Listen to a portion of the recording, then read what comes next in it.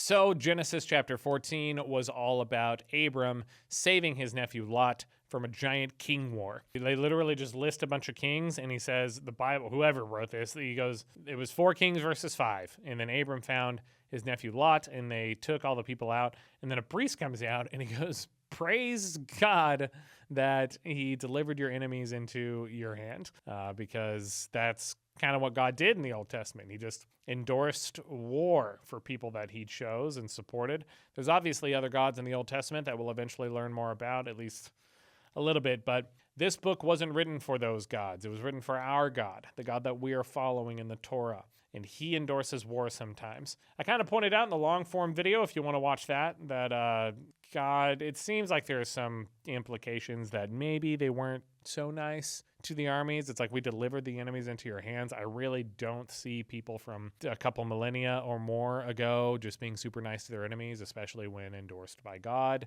But you know what? We'll never know. Maybe they slaughtered and destroyed them mercilessly. Maybe they just patted them on the back after submitting the army and walked them out of the city.